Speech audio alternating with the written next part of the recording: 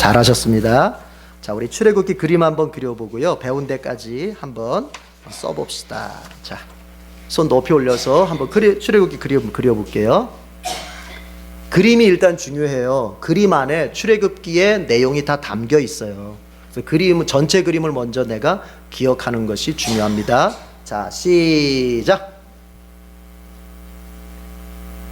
산을 먼저 두 개 크게 그리고 화살표 그리고, 그리고 이제 이 좌측산에다가 뭐 있죠? 네, 두 개 있고, 또 우측산에 또 뭐가 있죠? 네, 조그만 게 세 개 있죠? 예. 자, 됐죠? 자, 우리 1장부터 4장까지 해 보겠습니다. 자, 그림에다가 숫자를 써면서 제목을 말해 보세요. 자, 1장 억압. 자, 2장, 그렇죠, 쭉 내려와서 M자 밑에다가 쓰죠. 출생, 도망. 3장, 그렇죠, 모세가 소명받는 장면. 자, 4장, 경력. 경력. 주보에다 표시 안 해줘 드렸나요? 했죠? 네, 4장. 근데 이게 제가 좀 그림을 숫자 잘못 썼거든요. M자 밑으로가 아니라 위로 올라갔으면 좋겠어요. 3자처럼 위로 올라갔으면 좋겠어요. 주보 보면은 제가 4자를 밑에다 썼죠. 그렇죠? M자 밑에다가 썼죠. 그렇죠. 근데 그게 그러니까 선 위로 올라갔으면 좋겠어요. 선 위로. 아시겠죠? 제가 지금 보니까 잘못 쓴 것 같아요. 왜냐하면 나중에 6자를 그 M자 중앙에다 써야 되거든요. 6자를. 그래서 4자를 선 위에다가 써주세요. 제가 그림 시정할게요. 다음 주보에다가. 자, 4장이 뭐라고요? 이적 격려. 그러니까는 하나님께서 저 못해요. 제가 어떻게 그런 어마어마한 일을 해요. 제가 무능하고 제가 말주변도 없고 아무것도 못하는데, 그러니까 자꾸 하나님께서 이적을 이제 보여주시면서 모세가 이적을 베풀 수 있도록 자꾸 이렇게 환경을 열어주시면서 이적을 통해서 격려해 주시는 거죠. 내가 너와 함께 있으면 네가 이런 이적도 일으킬 수 있고 이런 이적도 또 네가 행할 수 있다. 그러니까 내가 함께 있으니까 넌 할 수 있어. 이렇게 해서 이제 격려하시는 거예요. 항상 하나님의 격려는 인간이 교만할 게 없습니다. 그걸 항상 명심해야 돼요. 똑같은 할 수 있다라고 해도 그 할 수 있다가 같지가 않아요. 무슨 얘기냐면 불신자들이 생각하는 난 할 수 있어 이 말과 신자들이 난 할 수 있어 똑같은 말을 쓰고 있지만 그 의미는 다른 거예요. 불신자들이 생각하는 난 할 수 있어 이 말은 정말 내 힘으로 할 수 있다는 얘기예요. 내 의지로 할 수 있다는 얘기예요. 그렇죠?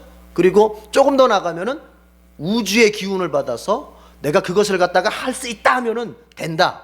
이게 이제 일종의 힌두이즘이에요. 그게 힌두교 사상이에요. 그게. 그리고 뉴에이지, 지금 아주 서구 사회에 아주 그 힌두이즘이 힌두교잖아요. 인도에 그 힌두교가 변형돼 가지고 서구 사상에 굉장히 그 어떤 신비주의적 종교로 퍼져 있는 게 그게 뉴에이지거든요. 서양 애들이 굉장히 분석적이고 굉장히 머리 쓰는 애들이잖아. 이성적인 애들이잖아요. 그러니까 굉장히 분석적인 애들이 동양의 어떤 신비 사상을 접하고 나서는 동양의 어떤 명상이라든지 초월적 명상이라든지 이런 어떤 신비 사상을 접하고 나서는 그게 대단한 건 줄 알고 거기에 몰입해 있는 게 지금 서구 애들이에요. 그래서 우리가 기독교 서점에도 나와 있는 책들 중에 가운데서는 여러분 조심해야 될 책들이 있는데 그 중에 하나가 뭐냐면은 시크릿이라는 책이에요. 시크릿이라는 책. 그게 기독교인이 쓴 거고 기독교의 가르침을 주는 것처럼 썼는데 그것을 자세히 읽어보면 그게 뉴에이지 사상이 굉장히 내포되어 있다고 봐요. 뭐냐? 내가 간절히 바라면 그게 된다는 거거든요. 그게 바로 힌두이즘의 핵심이에요. 그래서 어떤 책들은 보면은 이렇게까지 얘기합니다. 뭐 일반 서적에서는 돈도 있잖아요. 돈도. 내가 간절히 바라면 그 박근혜 대통령이 잘 쓰는 표현으로 우주의 기운이 나를 도와가지고 그 돈이 내게 온다는 거예요. 꿈을 어떻게 이루느냐? 그 꿈을 자꾸 내가 들여다보고 자꾸 그것을 꿈을 그냥 마음에 새기고 자꾸 그 꿈에다가 생생하게 나의 집중력을 막 쏟아부으면 그 꿈이 이제 우주의 기운을 받아서 그 꿈이 나한테 이루어진다는 거예요. 그러니까 불신자들에게 있어서 난 할 수 있어. 이건 뭐예요? 내 힘으로 할 수 있고 내 의지로 할 수 있고 뭐예요? 모르지만 어떤 신인지는 모르겠지만 우주의 기운을 받아서 난 할 수 있다는 거예요. 그러나 그리스도인들이 난 할 수 있어 라고 말할 때는 어떤 뜻이, 어떤 의미가 있어요? 따라합시다. 주 안에서. 그게 다른 거예요. 그런 것들이 참 많아요. 그런 표어들이 굉장히 많아요. 근데 문제는 뭐냐면은 그리스도인들이, 우리 젊은 청년들이 난 할 수 있어! 화이팅! 할 때 그런 뜻을 정말로 이런 주 안에서 나는 할 수 있다라고 하는 성경적이고 신학적인 이런 것들을 알면서 할 수 있어로 외치는 건지, 아니면 정말 세상 사람들처럼 정말로 내 힘으로 내 능력으로 할 수 있다고 말하는 게 구분이 안 가요. 근데 항상 기억해야 돼요. 우리도 할 수 있어를 외칠 수 있습니다. 그렇죠? 화이팅! 외칠 수 있어요. 그러나 우리가 말로 표현하지 않지만 거기에 괄호 열고 닫고가 있어요. 뭐가 있어요? 주 안에서요. 주 안에서 뭐든지. 바울의 표현들처럼 꿈은 이루어져요. 그렇죠? 꿈은 이루어진다. 세상 사람들이 꿈은 이루어진다 할 때 그건 뭐겠어요? 내 힘으로 내 능력으로 우주의 기운을 받아서 라고 하든지, 그러나 우리 그리스도인들이 꿈은 이루어진다 할 때 그건 뭐겠어요? 주 안에서. 이게 다른 거예요. 그러니까 같은 말이라도 그리스도인이 쓰는 의미와 세상 사람들이 쓰는 의미가 달라요. 그래서 여러분들이 책을 읽을 때 어떤 책을 읽거나 어떤 유명한 사상가들, 철학가들로부터 얘기를 들을 때 그걸 잘 분별할 줄 알아야 돼요. 좋은 말이라고 해서 그리스도인에게 다 옳은 게 아니에요. 좋은 뜻이라고 해서 그리스도인에게 모두가 맞는 게 아니에요. 어떤 거는 반신앙적일 수도 있어요. 반기독교적일 수 있어요. 세상적으로 보자면 환영할 만한 말이고, 세상적으로 보자면 아주 의미 있는 말일 수 있겠지만, 우리 쉽게 말해서 성경적인 관점으로 들여다보면 때론 그것은 하나님을 대항하는 말일 수도 있는 거예요. 그래서 우리는 그것을 잘 이렇게 분별해서 봐야 돼요. 그러려면 어떻게 해야 되겠습니까? 성경을 부지런히 읽고 성경을 부지런히 배워서 내 안에 성경적인 마인드, 성경적인 관점이 딱 생겨야 돼요. 그래서 딱 들었을 때 이거는 성경적으로 뭔가 안 맞는 것 같다. 내가 자세하게 논리적으로 이렇고 저렇고 설명은 못하겠지만 뭔가 느낌에도 이건 성경적이지 않은 것 같다. 이런 정도는 내가 딱 이렇게 알아챌 수 있어야 돼요. 예. 그 중에 하나가 뭐냐면, 여러분, 인간의 행복이라고 하는 얘기예요. 인간의 행복. 마치 인생의 목적이 인간의 행복인 것처럼 얘기할 때 듣는 사람도 마음이 좋아요. 그렇지. 나 행복해져야 되고 행복해지고 싶고. 그러나 그것이 세상적인 사람들에게는 그것이 옳은 말처럼 들리고 근사한 말처럼 들릴지 모르겠지만, 과연 그것이 성경적으로 지지를 받을 수 있는 말인가 생각해 봐야 돼요. 네. 이거 깊게 생각해 봐야 돼요. 심지어는 교회마저도 그런 말에 속아서 그렇게 가르친단 말이에요. 그러나 따져봐야죠. 자, 행복 좋아요. 그러나 어떤 행복이에요? 어떤 행복을 원하는 거예요? 그렇죠. 주 안에서 행복이에요. 주를 떠난 행복은 그리스도인에게 그것이 아무리 편하고 그것이 아무리 나에게 많은 현실적인 이익을 주고 그것이 나에게 굉장히 근사하게 들릴지라도 주를 떠난 행복은 우리에게 행복이 될 수 없는 거예요. 이건 달라요. 그것을, 그 주 안에서의 행복을 돌려서 말하면, 여러분, 우리는 행복해지는 것이 목적이 아니라 우리는 거룩해지는 것이 목적이에요. 프란시스 셰퍼가 그런 말을 했던 거예요. 지성인을 상대로 해서 그 라브리에서, 스위스 제네바 그 라브리에서 공동체에서 그 세계 그 방황하는 지성들을 향해서 설교했던 셰퍼가 그런 말을 하는 거예요. 행복해지기를 위해서 애쓰지 말고 거룩해지기를 위해서 애써라. 그러면 행복은 따라온다. 이렇게 얘기하는 거예요. 이제 우리 어떤 말을 들을 때마다 하다못해 TV를 하나 보더라도 TV에서 뭐 근사한 얘기가 와도 저게 과연 주 안에서 라는 말과 통할 수 있을까? 이렇게 생각을 해봐야 돼요. 아시겠죠, 여러분? 예, 좋습니다. 자, 출애굽기. 모세가 이제 하나님의 그 부르심을 받아들이게 되죠. 하나님의 소명을 받아들여서 애굽으로 돌아가게 됩니다. 드디어 이제 모세가 바로와 첫 대면을 합니다. 당시에 최고의 나라의 최윗자리에 있는 왕이에요. 그 바로를 향해서 이제 모세가 나아갔고, 이제 그에게 가서 외치는데 뭐라고 외치냐면 1절 2절 지도 표시하겠습니다. 1절 2절 지도 표시하고 읽어보겠습니다. 출애굽기 5장 1절 2절 지도 표시하고 읽어보겠습니다. 자, 다 같이요. 준비되셨죠? 읽기. 자, 시작. 그 뒤에 모세와 아론이 바로에게 가서 말하였다. 주 이스라엘의 하나님이 말씀하시기를 나의 백성을 보내라. 그들이 광야에서 나의 절기를 지켜야 한다 하셨습니다. 그러나 바로는 이렇게 대답하였다. 그 주가 누구인데 나더러 그의 말을 듣고서 이스라엘을 보내라는 것이냐? 나는 주를 알지도 못하니 이스라엘을 보내지도 않겠다. 자, 모세가 아론과 함께 바로에게 나가서 우리 주 이스라엘의 하나님이 이렇게 말씀하십니다. 내 백성을 내보내라는 거예요. 이 애굽 땅에서.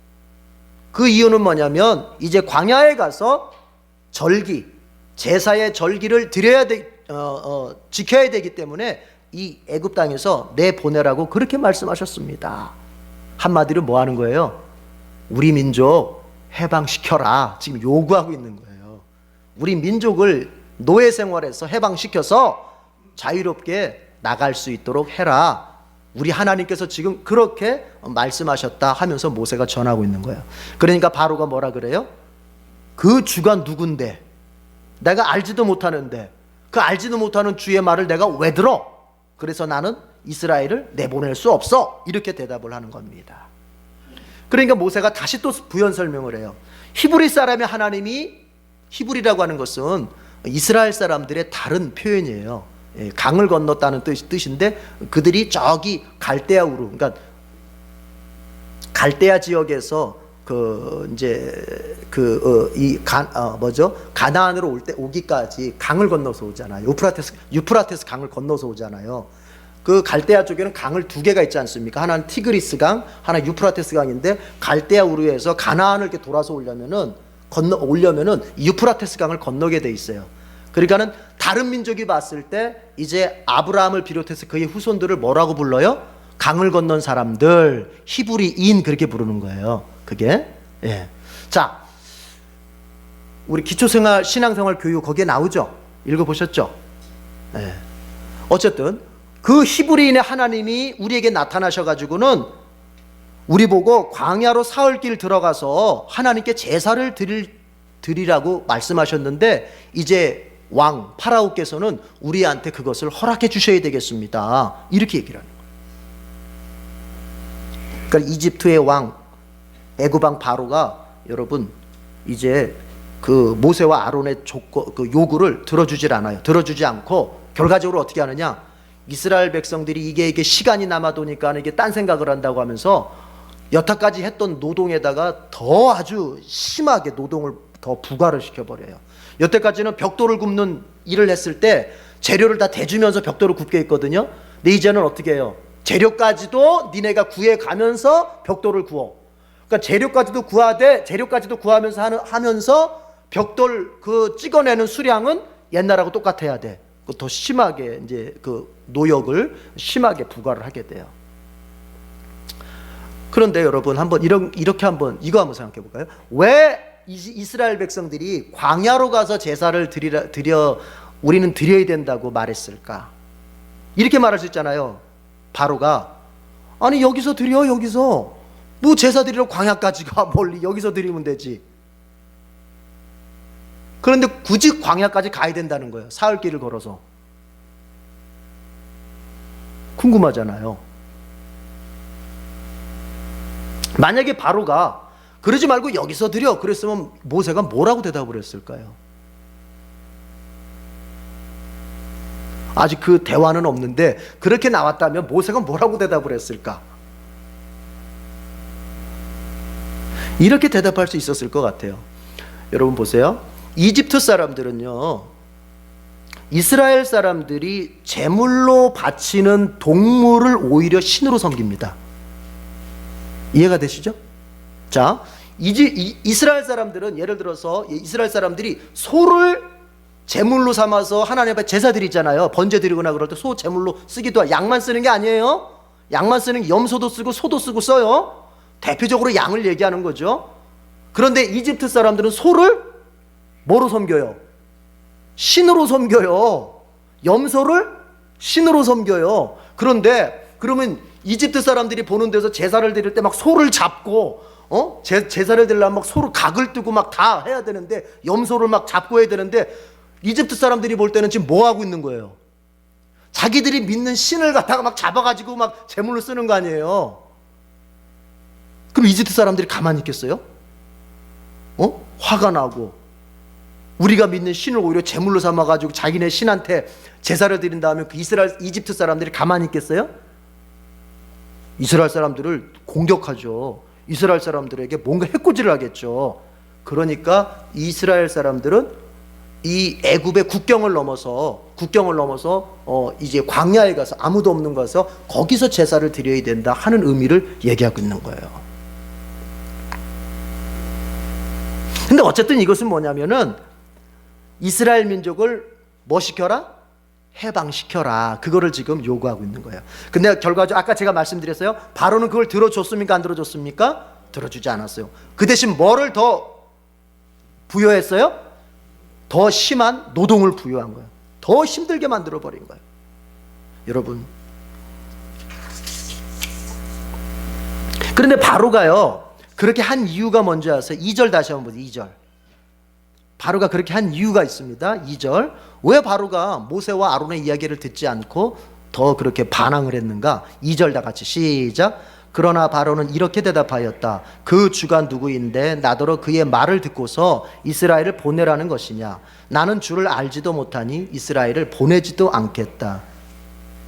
뭐라고 말해요? 그 주가 누군데 내가 그의 말을 들어야 돼? 여기서 우리는 불신자의 전형적인 표지를 봐요. 여러분, 누가 불신자예요? 바꿔 말하면, 여러분, 불신자는 어떤 사람을 그렇게 불신자라고 그러는 거예요? 오늘 바로에게서 볼 수 있어요. 이게 불신자의 전형적인 모습이에요. 두 가지만 얘기해 볼 수 있어요. 대표적으로. 불신자는 하나님이 누군지를 몰라요. 그 주가 누구인데 하나님이 누군지 몰라요. 하나님이 누군지를 모른다는 소리는 단순히 지식적으로, 그러니까 지식적으로도 모를 뿐만 아니라 또 지식적으로 안다 해도 그 하나님을 경외할 줄을 몰라요. 하나님을 경외할 줄 모른다. 즉 하나님을 사랑하면서 또 두려워할 줄 모른다. 그건 하나님을 모르는 겁니다. 성경이 하나님을 알라고 말할 때 야다, 알라, 하나님을 안다는 말이 그 동사가 야다잖아요. 우리 많이 배웠잖아요. 그 야다라는 말은 부부관계에서 쓰는 말이에요. 부부관계. 첫날 밤을 보낼 때에 그 단어를 쓰는 말이에요. 야다가. 그러니까 그것은 뭐예요? 머리로 아는 것이 아니라 뭐로 알아요? 몸으로 알고 삶으로 알고 나의 인격 속에서 아는 거예요. 그렇죠?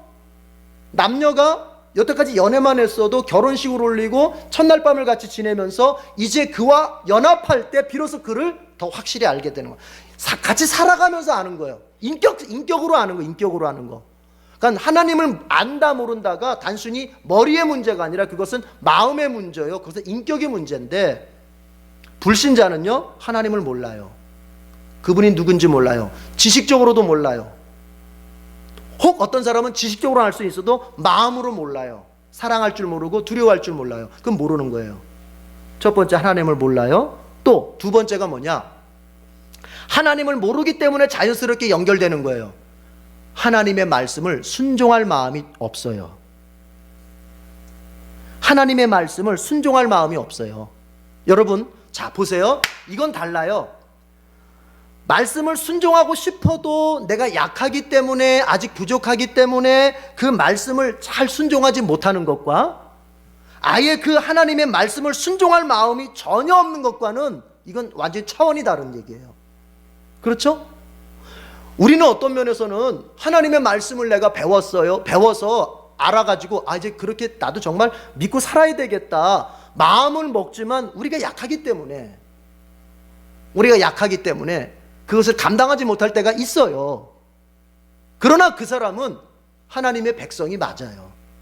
왜냐? 마음에는 정말 그 하나님의 말씀을 감당하고 싶은데 내가 약해서 감당하지 못하는 것에 대해서는 하나님의 백성이 맞아요. 그러나 여기서 말하는 건 뭐냐? 그 하나님의 말씀에 대해서 순종할 마음이 전혀 없어요. 내가 힘이 있고 없고가 문제가 아니라 순종할 마음이 없어요. 내게는 그분이 뭐라 말씀하시든지 그건 그분 혼자 떠들 일이고, 나는 내 갈 길 가겠다는 거예요. 너는 뭐 해라, 나는 간다예요. 이거는 하나님의 백성이 아니에요. 누가 불신자냐? 하나님을 모르고 하나님의 뜻을 순종할 마음이 전혀 없는 사람이 성경은 불신자라고 보는 거예요. 그것은 교회를 다니느냐 안 다니느냐의 문제가 아니에요. 만약에 누군가가 교회를 다니고 있어도 그의 마음속에 정말로 하나님의 뜻을 순종하고자 하는 마음이 단 0.1%도 없다면 약해서 못하는 거예요. 어쩔 수 없죠. 하고자 하고 시도해보고 정말 매달려서 뭔가를 해보려고 하는데도 잘 안 되는 거야. 그거야 어떻게 하겠습니까? 그건 더 훈련받고 또 교회로부터 훈련받고 격려받고 또 성령께서 더 도와주셔야 가능한 것이죠. 그러나 그게 아니라 하나님의 뜻이라고 하는 게 안중에도 없다. 이건 정말 심각하게 한번 따져봐야 돼요. 신자인지 불신자인지. 오늘 불신자의 표지가 뭔지 바로가 보여주고 있어요. 주가 누구야? 나는 몰라. 모르는 그 신에 대해서 내가 왜 그 말을 들어야 돼? 그래서 나는 이스라엘을 보내지 않을 거야. 힘이 있어도 보내지 않을 거야. 의도적으로 반항하는 거예요. 의도적으로. 그래서 어떤 신학자는 죄라고 하는 것은 다른 게 아니라 하나님에 대한 적대감이라는 거예요. 적대감. 의도적으로 대적하는 거예요. 예. 그게 불신자의 표지예요. 여러분, 세상 사람들 보세요. 예수님 모르는 사람들 보세요. 하나님이 누군지 몰라요. 그래서 그들은 자기들의 인생을 그 하나님의 뜻에 순종시켜야 한다고 하는 것은 감히 엄두도 못 내요. 감히 상상도 할 수 없는 일이에요. 그래서 그들에게 오히려 하나님 앞에 우리가 순종하며 살아야 됩니다라고 말하면 그것은 그들에게는 굉장한 불쾌한 일로 느껴지는 거예요. 왜 내 인생을 누가 좌지우지해? 누가 내 인생을 왜 다른 어떤 신이 됐든 사람이 됐든 교회처럼 어떤 기관이 조직이 되었던 왜 내 인생을 갖다 붙다 간섭을 해? 이렇게 나오게 되는 거예요. 그게 불신자의 표지예요. 그게 바로. 신자는 어때요? 하나님을 알아요. 성경을 통해서 알고 성경을 통해서 알게 된 지식으로 알게 된 그 하나님이 마음의 사랑의 대상이 되고, 때로는 내가 그분이 나에게 두려움의 대상이 되기도 해요. 하나님을 알아요. 그리고 그 하나님께서 나에게 이렇게 살아라 저렇게 살아라 말씀하시는 것을 내가 부족하지만 어쨌든 살아보려고 애써요. 이게 신자예요. 하나님은 그런 사람을 책임져 주시겠다는 거예요. 그런 사람을. 자, 그런데 여러분 보세요.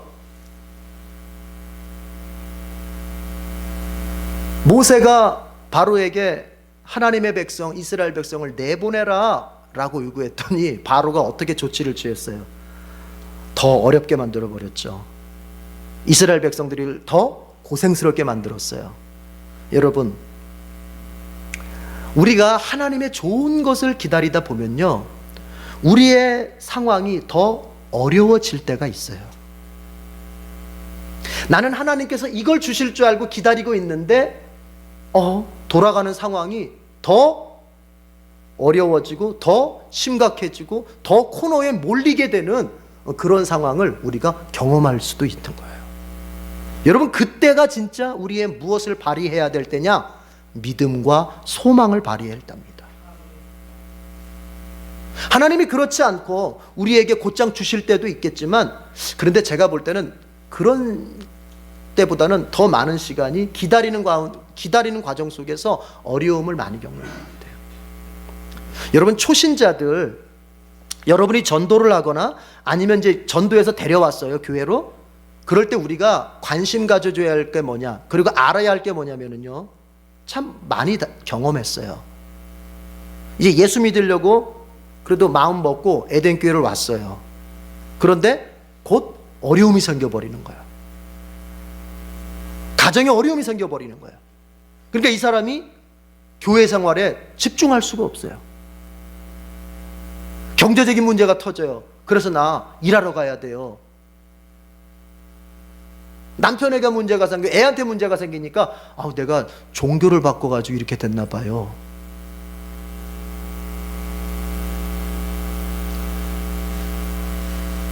바로 그런 상황이에요. 그러면 전도한 사람이 그것을 미리 예측하고 있어서 알려줄 수 있어야 돼요. 당신이 하나님을 믿기 시작하려고 하면 어쩌면 당신은 더 어려운 상황을 만날 수도 있다. 그러나 그거 조금만 참고 견뎌가면 하나님 반드시 책임져 주신다. 그런데 문제는 뭐냐면은 인도한 사람도 소경이야. 인도한 사람도 몰라. 이게 지금 뭐가 어떻게 돌아간 건지 판을 몰라, 판을. 이러니까 이게 문제가 되는 거예요. 전도하는 사람도 돌아가는 영적인 어떤 원리를 모르니까 이게 지금 이렇게 되니까, 그래, 할 수 없지 뭐, 먹고 사는 게 먼저지, 그래, 일해라. 그 사람 영원히 교회 못 나오는 거였지. 여러분, 이걸 알아야 돼요. 누군가가 구원받는다고 하면은 그것은 마귀의 나라에서 아들의 나라로, 그리스도의 나라로 옮겨지는 거예요. 소속이 달라지는 거예요. 여러분, 누군가가 대한민국의 품에 안겨보겠다고 북한에서 탈출을 해서 이제 중국에서 참 우여곡절을 다 겪으면서 대한민국으로 오기까지 그 과정이라고 하는 것은 정말 여러분 눈물이 없이는 들을 수가 없는, 그렇죠? 그 가운데 제일 무서운 게 뭐겠어요? 그렇게 해서 오기까지 여러분 북한에서 가만히 놔둬요? 색출하러 다니잖아요. 색출하러.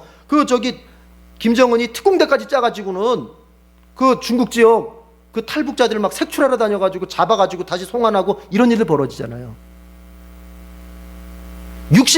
육신의 말하자면 뭐예요? 육신의 그 소속도 한번 바꾸려면은 그런 엄청난 그런 어떤 반항이 있는데, 여러분, 사단의 나라에 속했던 사람을 하나님의 나라로 바꾸어 우리가 이제 전향시키려고 소속을 바꾸게 하려고 전도할 때 사단이 가만히 있겠어요? 그렇지가 않아요. 그렇지가 않아요. 그 사람을 흔들어 댈 만한 일을 만들어요. 반드시. 그러면 그래서 전도하는 사람은 반드시 기도를 하는 사람이어야 돼요. 그 사람은 그 영혼을 위해서 기도할 수 없으면 그 사람은 전도 못해요. 그 사람을 위해서 기도하는 가운데서 내가 사단과 영적인 전쟁을 벌여야 돼. 내가, 전도자가. 그 사람은 아직 그런 걸 모르기 때문에 전도자인 내가 영적인 전쟁을 사단과 벌이면서 그 사람을 전도할 수 있어야지. 그러려면 내가 영적인 원리를 알아야 되고, 이게 분명히 사단이 역사할 텐데, 가정 속에 어려움 주거나 이 사람 막 병이 생기게 하거나 이 사람 자녀가 갑자기 어떻게 잘못되게 하거나 이런 정말 눈에 보이는 어떤 가시적인 사건을 통해서 이 사람 마음이 교회를 향했던 마음을 확 꺾어버릴 만한 그런 사건들이 일어날 수 있을 텐데, 이걸 어떻게 감당을 해요? 전도자가 기도해 주면서 계속 그 사람을 격려하면서 이렇게 데려오는 수밖에 없어요. 그래서 전도가 어려운 거예요. 자, 초신자들도 그렇대요. 정착을 하지 못하는 이유가. 그리고 기신자들 가운데서도, 여러분 오래 다닌 사람들 가운데서도 보세요. 신앙이 왜 낙심해요? 신앙이 왜 낙심하겠어요? 하나님의 좋은 것을 바라보고 있는데, 하나님의 좋은 것을 기대하고 있는데 상황은 더 어렵게 돼. 주님 앞에 11조 바치면 주님이 경제적인 문제 책임져 준다고 해서 정말 하여튼 믿음으로 바쳐봤어. 근데 더 어려워져. 경제적으로. 물질적으로. 그 과정을 거쳐가는 거예요. 그래서 제가 자주 얘기했었죠, 여러분. 죽으려고 하면 된다. 살려고 아둥바둥 하는 게 아니라 그냥 예수님 안에서, 만약에 주님께서 너 그렇게 살다가, 너 그렇게 예수 믿다가 죽어라, 이게 하나님 뜻이면은 예 아멘, 그냥 죽겠습니다 하고 갈 때 오히려 일이 되는 거예요. 그게 사직생. 자기가 살려고 막 발버둥 치면은 오히려 죽어요. 주님한테 턱 맡기고 그냥 죽기를 각오하고 가면 사는 거예요. 에스더처럼 죽으면 죽으리라.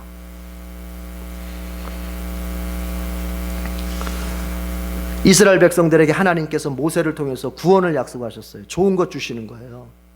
그런데 여러분, 상황은 어떻게 됐어요? 더 고통스럽게 됐어요. 상황은 더 악순환, 더 악하게 돌아갔어요. 더 안 되는 쪽으로 돌아갔어요. 이거 어떻게 감당할 거예요? 그래서 뒤에 나오는 게 뭐예요? 사람들이 원망하기 시작해요. 자, 이제 뒤에 거 봅시다. 그러면은 원망을 해요. 6절 8절 나침반 표시하고, 표시하지 않았죠? 예, 표시하고 그 다음 가죠. 6절에서 8절 나침반 표시하고 읽어보고 그 다음 설명으로 가겠습니다. 6절에서 8절. 자, 다 같이 읽어봅시다. 시작. 바로는 그날로 이스라엘 백성을 부리는 강제노동 감독관들과 작업반장들에게 명령하였다. 너희는 벽돌을 만드는 데 쓰는 집을 더 이상 이전처럼 저 백성에게 대주지 말아라. 그들이 직접 가서 집을 모아오게 하여라. 그러나 벽돌 생산량은 이전과 같게 하여라. 만들어내는 벽돌의 수가 줄어들어서는 안 된다. 그들이 게을러서 그들이 하나님께 제사를 드리러 가게 해달라고 하면서 떠든다. 자, 어떻게 알아? 더 고성스럽게 만드는 거예요. 재료도 준비하고 그 다음에 생산량은 그대로.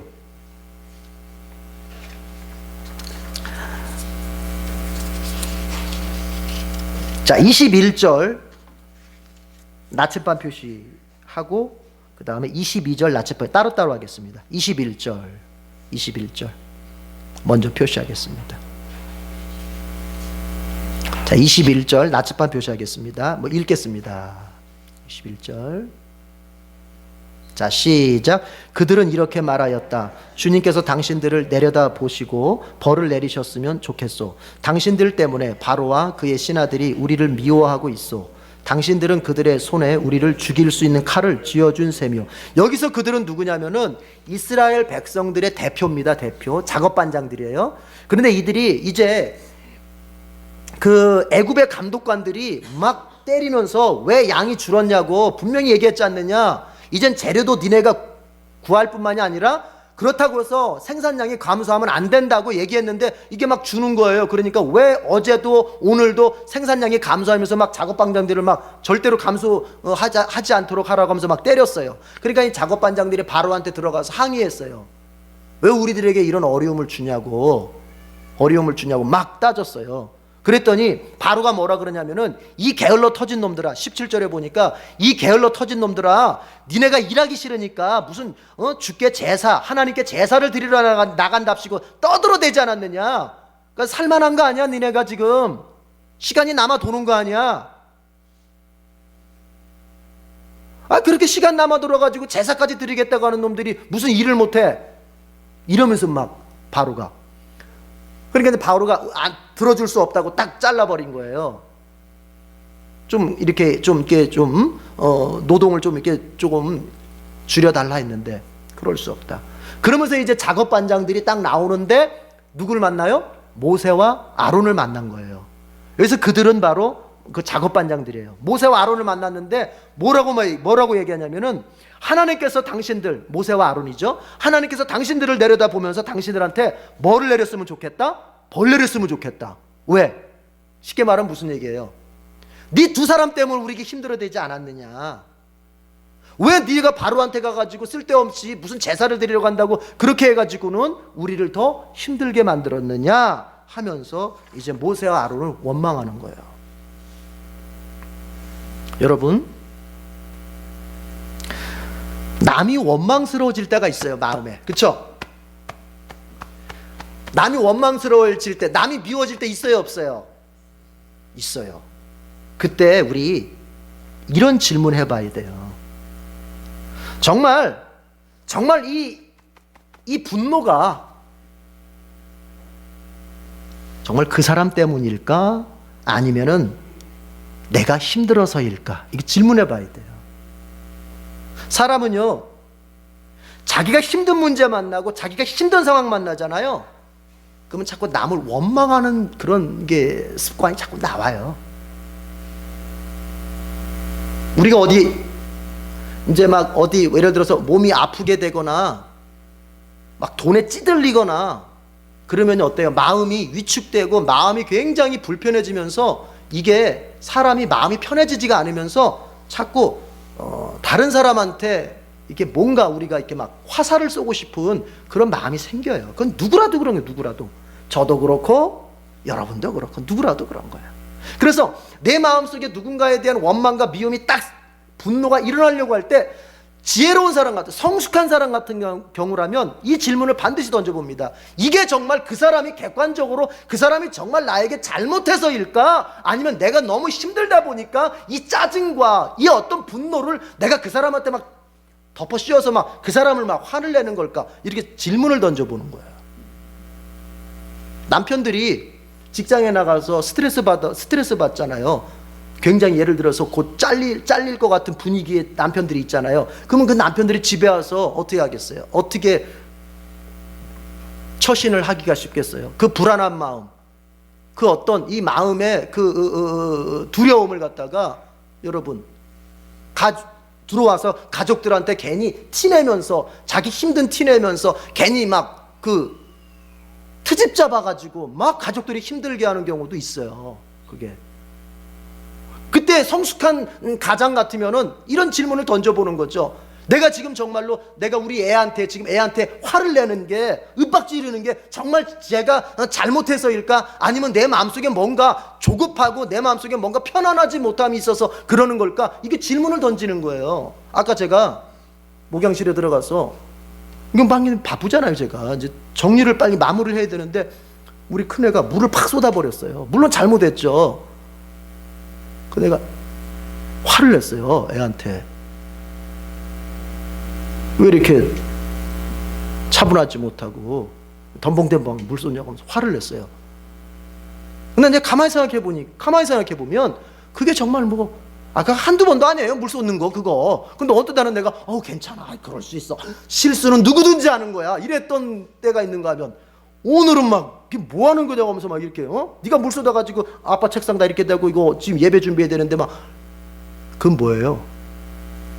물론 걔도 잘못했지만 더 중요한 건 뭐예요?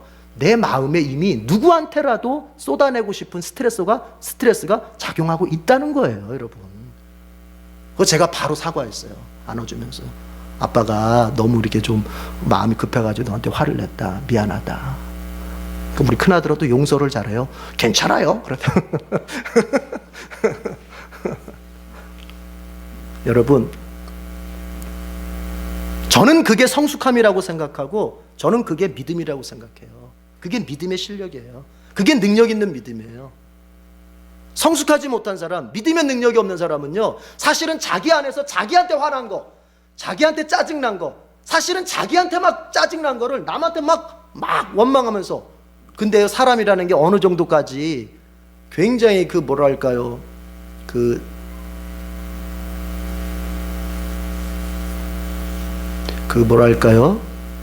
사악하다고 해야 되나요? 똑똑하냐면요, 사람이 그 사람에게서 트집을 잡아내려면 정말 잡아냅니다. 사람은 무서워요? 그거는 박정희 시대만 그런 게 아니에요. 그 사람을 죽이려고 마음먹으면은 여러분 그 사람의 죄를 만들어낼 수 있는 게 박정희 중앙정보부 시대만이 아니에요. 지금도 나도 그럴 수 있는 거. 나도 내 안에서 일어난 분노, 나 때문에 일어난 짜증인데도 불구하고 저 사람 때문에 그랬다고, 저 사람 때문에 그래야만 되면은 나는 그 사람에게서 반드시 어떤 허물을 찾아내게 돼 있어요. 그래서 내가 화내는 게, 내가 짜증내는 게 전혀 문제가 안 되는 것처럼 나 자신에게. 이해가 되십니까? 그건 미숙한 사람이에요. 성숙한 사람은 질문해요. 이게 지금 내 안에 일어난, 나 때문에 내 자신에게 일어난 화를 내가 저 사람한테 지금 내고 있는 건지. 여러분, 사람은요, 자기 자신 안에 채워지지 않은, 그리고 자기 자신의 어떤 무능, 자기 자신의 어떤 약함을 내가 보면요, 참 그거 못 견딥니다. 사람이 못 견뎌요. 그걸 알면, 사람은요, 자기 자신을 정말 다 알면 알수록 자기 자신에 대해서 못 견디는 거예요. 그래서 어떻게 하느냐, 적당히 포장을 하든가, 자기 자신에 대해서 적당히 포장을 하든가. 여러분, 신자가요, 내가 믿음이 없다는 걸 정말 진실로 대면하기가 쉬울 것 같습니까? 내가 목사지만, 목사로서 정말 내가 평신도만도 못한 믿음이라고 하는 것을 대면하기가요, 쉬운 게 아니에요. 여기 권사님들 계시고 안수 집사님도 계시지만, 자기 자신의 믿음을 정말 대면하면서 내가 얼마나 믿음 없다고 하는 걸 대면하기가 쉬운 게 아니에요. 그게 사람은 믿음도 그렇고 인격도 마찬가지예요. 인격도 내 인격이 얼마나 형편없는 사람인지를 대면하는 게 그게 쉬운 줄 아세요? 쉽지 않아요. 성숙한 사람은 그러나 대면하고 그것에 대해서 이제 바꿔보려고 하고 하는 거예요. 그게 성숙한 사람이에요. 그게. 그러나 대부분의 사람들은 어떠냐? 내 안에서 일어나고 있는 그 짜증이 사실은 나 자신 때문인데 그것을 인정하지 않고 누군가에게 더 씌워서 너 때문이라고, 너 때문에 힘들어지고 너 때문에 내가 괴롭다고 이렇게 말하고 싶은 게 보통 사람들이에요. 여러분, 우리 가장들이 집에 와서 자기 힘든 거 티내고, 그래서 가족들을 막 정말 막 불안불안하게 떨게 만들고. 여러분, 이건 미숙한 사람이에요. 성숙한 사람은 그걸 자기가 이겨내요. 묵묵히 가져가요. 그게 가장이죠. 어떤 사람은 또 자기 가정에 힘든 문제가 생겼어. 자기 가정에. 그러면 그걸 그냥 교회에 가져와가지고는 힘든 티를 다 내면서 그 교회에서 주변에 있는 사람들을 막 불편하게 만들어. 막 구역 모임하면은 막 다른 사람들이 벌써 알아요. 사람들은 저분이 지금 좀 기분이 안 좋은가 보다. 그러면 구역 식구들이 그 사람 눈치 보면서 그 사람 비유 맞춰야 돼요. 이렇게. 여러분, 왜 그렇게 살아요? 그렇게 살지 마세요. 아니, 왜 그런 사람으로 내가 살아야 되냐고. 다른 사람들이 내 비유를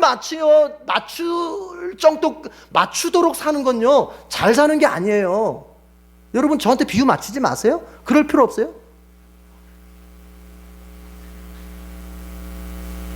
그게 뭐예요? 그것도 그거예요. 내 안에 일어난 막 짜증, 내 안에 일어난 어떤 화를 갖다가 이걸 본인 자신이 해소를 못하니까 주변 사람들한테 막 날카롭게 말하고 주변 사람들한테 분위기를 험악하게 하는 가운데, 그럼 주변 사람들이 또 이러면서 그냥 괜히 맞춰주고. 여러분, 에덴 교회가 그런 분위기가 안 돼야 되고 그런 분위기가 아닌 줄로 믿습니다. 여러분, 누구든지 힘들어요. 안 힘든 사람 없어요. 그러나 저 사람이 안 힘든 것 같은 것은 저 사람이 힘들지 않아서가 아니라 저 사람이 견디기 때문에 아닌 것처럼 보이는 거예요. 자꾸 어떤 분이 와서 목사님 뭐 이래서 일 못하고 저래서 일 못하고 뭐 어쩌고 저쩌고. 우리 교인들 가운데서 일 못할 형편에 있는 사람들이 얼마나 많은 줄 아느냐. 그러나 네 눈에 볼 때는 그 사람들이 다 환경이 좋고 형편이 좋아서 다 그러고 사는 것 같지. 그건 그런 게 아니라 그 사람들이 견디는 거야. 여러분, 이 얘기는 제가 기초신앙생활 때 얘기하려고 그랬었는데, 여러분, 믿음의 능력이라고 하는 건 다른 게 아니에요. 따라합시다. 극복하는 능력. 극복하는 능력이에요. 어려움 없는 사람 없어요. 우리 중에 누구든지 어떤 고난을 우리가 예방할 수 있어요. 예를 들어, 아주 쉽게 유치하게 예를 들자면, 내가 만약에 일을 하는 사람은 경제적인 어려움을 덜 겪을 거예요. 그렇죠? 그러나 일을 안 하고 게으르면 그 사람은 경제적인 고난을 크게 겪을 거예요. 맞잖아요. 우리가 어떤 고난은 예방할 수 있어요. 그렇죠? 우리가 열심히 살면서. 그렇다고 해서 모든 고난을 우리가 다 예방할 수 있어요? 못해요. 내 몸에 찾아오는 병을 내가 다 막을 수 있어요? 여러분, 이거 먹으면은 병이 안 걸린다, 이 운동하면 병이 안 걸린다, 그 홈쇼핑에서 나오는 거 그렇게 사 먹는 거 아니에요. 그렇더라도 병 걸릴 사람 다 걸리는 거예요. 그게. 그래서 곽선희 목사님은 그런 거 다 병에 걸리고 안 걸리고 이미 몸에 딱 타고났다는 거예요. 타고났다. 뭐 저는 그 정도까지는 아니지만, 뭐 어떤 사람 예를 들어서 치아 이게 뭐 오복 중 하나라고 하는 이유가 뭐 치아 관리 잘한다고 해서 이가 안 아플 것 같아요? 어떤 사람은요 평생 이를 안 닦고 살았어도요 이 한 번 안 아팠던 사람도 있대요. 당장 이 닦지 마세요. 집에 가서. 무슨 얘기예요? 우리가 그렇게 다 막을 수 있는 게 아니라는 거예요. 제 말뜻 의도를 아시겠죠, 여러분? 우리가 아무리 조심하고 살고 준비하고 살아도 우리에게 닥쳐오는 어떤 인생의 고난과 환난을 우리가 다 예방할 수 있고 예측해서 막아낼 수 있는 게 아니에요. 그러면 뭐냐? 어떤 고난은 나에게 분명히 와요. 어떤 고난은 반드시 나에게 와요. 그러면 믿음은 뭐냐? 그 온 것을 극복하는 거예요. 극복. 믿음을 고난이 없게 만드는 게 아니라 찾아온 고난을 견디고 극복하게 만드는 게 믿음의 본질이에요. 믿음이 성숙하다고 하는 것은, 믿음이 능력이 있다고 하는 것은 그 고난이 없다는 소리가 아니라 찾아온 고난을 어렵지만 견딘다는 얘기예요. 이 믿음이 없으면 못 견디는 거예요. 나가 떨어지는 거예요. 그리고 계속 원망하고 불평하고 누구 때문이다 자꾸 남 탓하게 되는 거예요.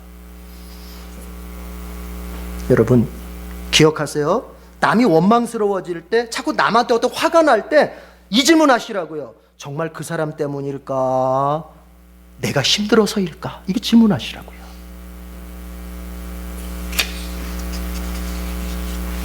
목회자의 고민 한 가지 얘기할게요. 뒤에 보면 22절 마지막입니다. 22절 나침반 표시하고 설명하고 마칩니다. 22절.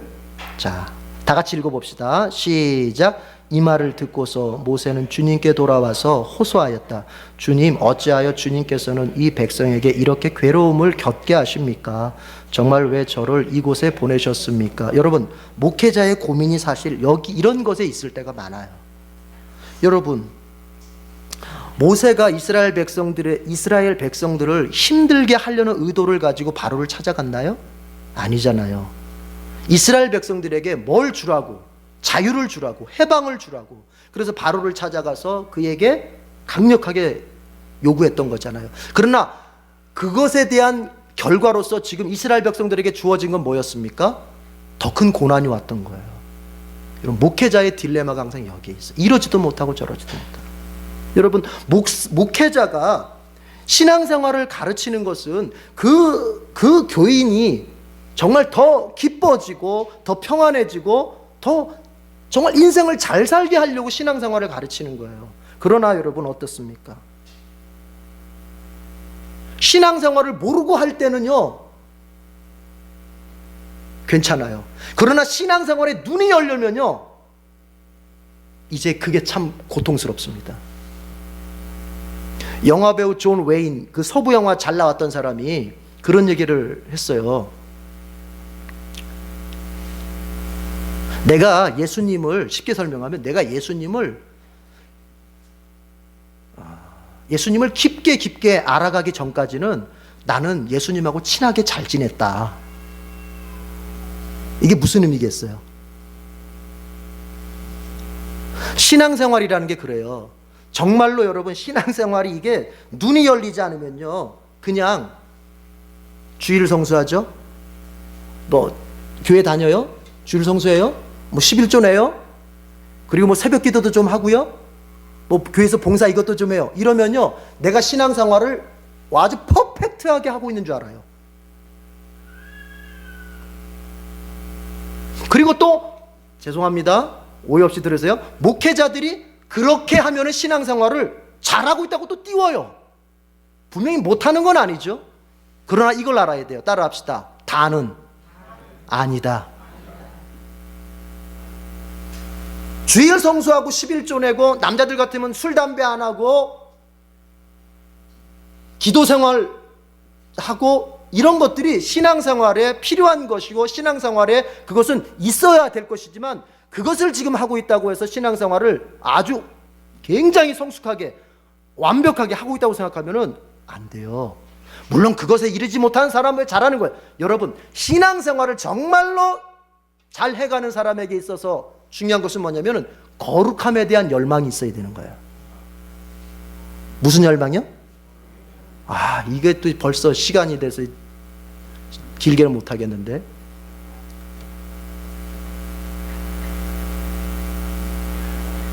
우리가 현실적으로 보세요. 현실적으로 내 필요에 내가 어떤 현실적으로 필요한 게 있어요. 그럼 여러분 기도하게 돼요, 안 돼요? 기도하게 됩니다. 웬만하면 당장의 현실적인 어떤 필요가 내게 팍 발등에 불이 떨어지면 그 사람 기도하게 됩니다. 돼요. 그렇다고 해서 그 사람 보고 신앙이 성숙하다고 말하진 않아요.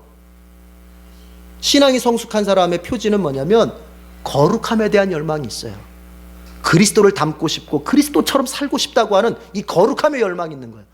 이 신자가, 교인이 이 거룩함의 열망에 대한 눈이 열리기 전까지는요, 자기가 교회 다니고 헌금도 하고 교회 생활 하고 있으면 신앙생활 잘하고 있는 거로 착각한다니까요. 이 거룩함의 눈이 열리기 전까지는. 그러나 거룩함의 눈이 딱 열리는 순간부터는요, 이 거룩함의 눈이 열리기 전까지는요, 그렇게 신앙생활을 하는 것으로서 내 신앙생활이 다 된 거라고 생각하기 때문에 교회 다니는 게 별 부담이 없습니다. 교회 다니는 게 심지어는 재미있을 수도 있습니다. 그러나 그 사람이 거룩함에 대한 눈이 딱 열리면요, 그때부터는 교회 다니는 게 탁 부담으로 옵니다. 교회 다니는 게 더 이상 재미있지 않을 수도 있습니다. 목회자는 설교를 통해서 교육을 통해서 해야 될 건 뭐냐면은 성도들이 그 거룩함에 눈을 열 수 있도록 만들어줘야 돼요. 그래서 목사가 성도들의 거룩함에 눈을 열어주기 전까지는 여러분이 저를 좋아할 수 있어요. 우리 목사님 설교 잘하고 어쩌고 저쩌고 저를 좋아할 수 있어요. 그러나 이제 예수 그리스도를 닮기 위해서 우리가 이렇게 내 자신을 갖다가 깎아내야 되고 내 자신이 어떤 면을 변화시켜야 된다고 눈을 열어줄 때는요, 여러분은 저를 피하게 돼 있어요. 왜냐? 이게 변화가 좀처럼 일어나질 않거든요. 내 자신이 변화가 일어나질 않아요. 인격의 변화가 일어나질 않아요. 주를 닮아가야 되는 내 삶의 모습이 아직도 옛날 그대로 있을 때, 그러면서 점점 거룩함에 눈을 열어주려고 애쓰는 목사의 설교를 들으면 들을수록 이 마음이 평안한 게 아니라, 이 마음이 정말 내 홍 목사에게 마음이 열리는 게 아니라 마음이 점점점 닫히면서 이제 저 목사 설교 듣기 싫다 이렇게 되는 거예요.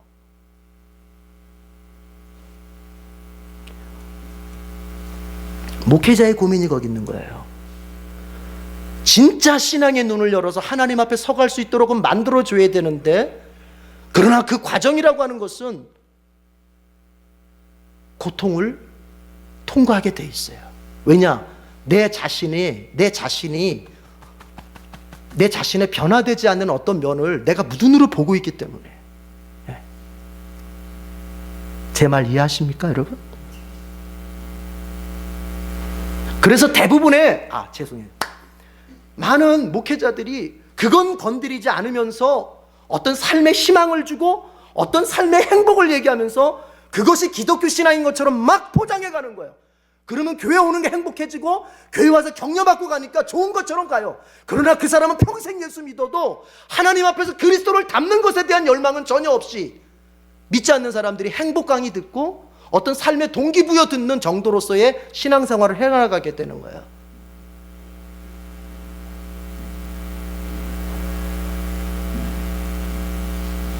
과연 그것이 성경이냔 말이죠.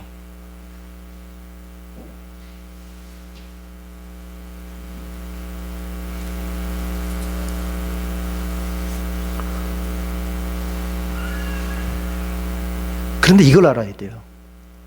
아까 제가 말씀드린 이제 신앙의 눈이 이제 열려가지고 눈이 안 열렸을 때는 차라리 존 웨인이 예수님을 깊이 몰랐을 때는 그분을 닮아가야 된다고 하는 이것을 몰랐을 때는 교회 다니고 기독교인이라는 게 재밌었을지 모르지만 이제는 정말 내가 신앙생활 깊이 해보니까 단순히 그분한테 뭔가를 돈이나 구하고 건강이나 구하는 수준을 넘어서서 내가 그분을 닮아가야 된다고 하는 이것이 부담이 팍 오니까 그 사람이 교회를 떠나버린 거예요. 이건 못하겠다. 떠난 거예요. 그런데 이걸 알아야 돼요. 그때부터가 진짜 기뻐질 수 있는 시간이에요. 그때부터가 진짜 기뻐질 수 있는 시간이에요. 진짜. 왜 그러냐면요, 우리를 구원하신 주님께서 우리에게 약속하신 세상 것과 같지 않은 평화, 세상이 줄 수 없는 기쁨이라고 하는 것은 내가 그리스도를 닮아간 만큼만 내가 품을 수 있기 때문에 그런 거예요. 예전의 나로서는 주님이 아무리 새로운 기쁨을 주셔도, 주님이 아무리 내게 세상 것과 같지 않은 평화를 주셔도 내가 변화되지 않는 내가 그것을 잡는 순간 그것은 내게 기쁨이 아니고 평화가 아닌 거예요. 이걸 아셔야 돼요, 여러분. 우리 자녀들한테 그렇습니다. 자녀가 변화되기 전에 좋은 거 계속 주면 이걸 알아야 돼요. 밑 빠진 독에다가 물 붓는 꼴 되는 거예요. 안 되는 거예요. 안 되는 거예요. 내가 좋은 걸 하나 옛날에 줬습니까? 그러면 이제 또 하나 주려고 할 때는 그 자녀가 그만큼 뭔가 그것을 감당할 수 있을 만큼의 성장이 일어나야 그것이 그에게 의미가 있게 되는 거예요. 목회자의 고민은 거기에 있어요. 어떤 목사도 성도들을 고통스럽게 만들고 싶은 목사는 아무도 없어요. 그러나 신앙생활이라고 하는 것이 하나님의 구원을 정말로 주고 싶고자 할 때, 그 구원을 던졌을 때 그 과정에서는 우리가 그것 때문에, 오히려 그 신앙 때문에 그 신앙을 내 것으로 만드는 과정에서는 내가 고통도 당한다고 하는 것을 알고 가야 돼요. 그리고 그 과정을 거쳤을 때 비로소 이스라엘에게 홍해 체험이 있고 하나님의 그 광야의 그 벌판에서도 만나와 메추라기를 먹으면서 살아갔던 신비의 세계가 있는 것처럼 우리도 그런 좀 어렵지만 눈이 열려서 신앙생활을 하고자 할 때 두렵고 정말 나 자신을 다 부정해야 되는 것들이 너무 싫고 그냥 여전히 내 맘대로 하면서 교회도 다니고 싶은데 그렇게 하지 말라고 하니까 그게 너무 싫고 너무 답답하고 꼭 읊조이는 것 같아서 너무 답답하고 막 뛰쳐나가고 싶고, 그것을 통과해야 주님의 능력이 무엇인지를 경험하고 세상 것과 같지 않은 기쁨이라고 하는 것이 무엇인지를 알게 되는 거예요.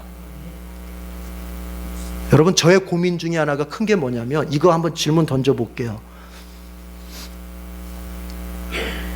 직접적으로 얘기하면 상처받아요. 그래서 상처받지 않게끔 하려고 우회적으로 얘기하면 못 알아들어요. 그럴 때는 어떻게 해야 돼요? 이게 목사의 고민이에요. 직접적으로 얘기해요. 알아듣게끔 얘기해요. 알아들어야 바뀌든지 말든지 할 거 아닙니까? 그러면 알아듣게 하려고 하면 상처받았다 그래요. 그래서 나를 미워하고 나를 거부하고 이렇게 될 확률이, 가능성이 있어요. 그러면 그렇지 않게끔 이제 지혜롭게 우회적으로 돌려서 얘기하려고 그래요. 그러면 자기 얘기인지를 몰라요. 못 알아들어요. 그러면 어떻게 해야 되는 거예요?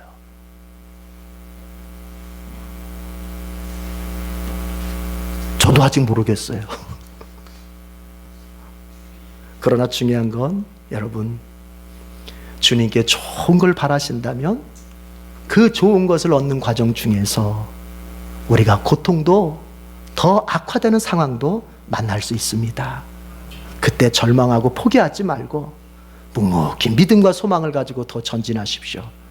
주님은 여러분을 절대로 실망시키지 않습니다. 기도하겠습니다.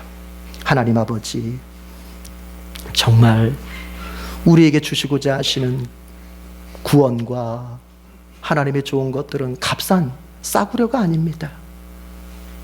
싸구려가 아니기에 그것을 얻기 위한 우리의 그릇도 이제는 수준 있게 준비될 수 있어야 되겠습니다. 저 세상에서 예수님을 모르며 살아갈 때에야 주님께서 우리를 정말 은혜 중에 부르셔서 예수님 믿고 의롭게 되고 하나님 자녀 되게 하셨지만, 이제는 교회도 다닐 만큼 다녔고 성경도 읽었으면 많은 횟수를 채워가며 읽기도 했습니다. 그렇다면 주여, 이제 내가 예수님을 맨 처음 알았던 시절보다는 더 나은 그릇으로 주님 앞에 좋은 것을 받을 준비를 해야 될 것입니다. 주님, 그러나 그것은 쉽지가 않습니다. 우리는 여전히 옛날에 머무르고 싶습니다. 여전히 나 자신을 깎아내고 여전히 주님 앞에서 나 자신을 변화시키지 않아도 되는, 옛날에 머물러 있으면서 주님의 은혜가 내게 회복되기를 바라는, 아버지, 그러한 심령에 머물고 싶을 때가 많습니다. 주여, 원합니다. 주님께서 우리를 흔들어 깨울 때는 우리가 깨어나고 싶지 않은 그런 게으름이 있다고 하는 것을 인정하고, 그러나 주님이 우리를 흔들어 깨울 때에 귀찮지만 힘들지만 내가 그렇게 깨어나면 주님이 나에게 더 놀라운 복을 주실 것을 바라보게 해 주옵소서. 우리 주님의 은혜가 오늘 이 예배를 드리며 정말 이제까지 말씀을 들으며 마음속에 다시 한번 결단하는 그 놀라운 믿음 속에 주님 능력을 베풀어 주옵소서. 예수님의 이름으로 기도드립니다. 아멘.